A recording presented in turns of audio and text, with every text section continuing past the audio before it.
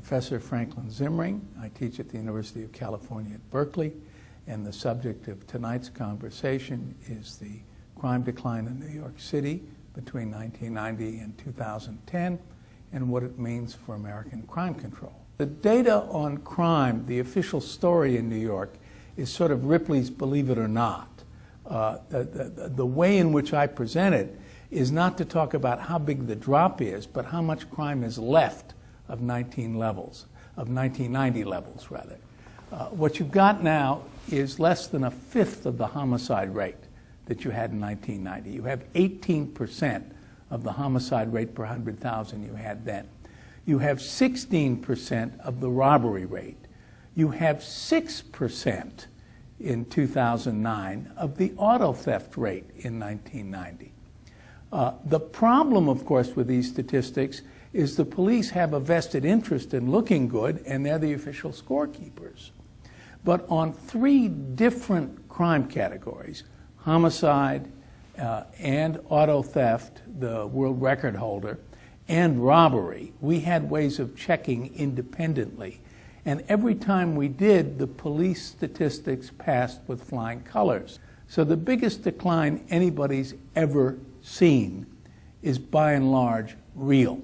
The bad news about any crime decline that includes the 1990s is that that was an era where crime dropped all over the United States, and by about 40%.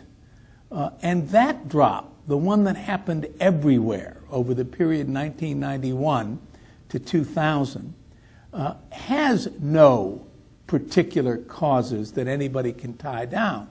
And it certainly had nothing to do with the New York police, because there weren't major changes on a nationwide basis in policing to go with the big changes that took place in New York. So if everybody's crime dropped 40%, that much of New York's crime drop probably had nothing to do with anything special here. But New York's drop lasted twice as long, it's still going, and it was twice as big. And if you then ask how much of that New York difference is attributable to the police, the answer is most of it. Our best estimates suggest that there are 3 crimes where the police all by themselves have reduced crime by about a third in the 20 years after 1990. And those turn out to be exactly the 3 crimes that you'd expect street policing to have its largest impact with. Burglary, because the burglar's got to find you through the streets.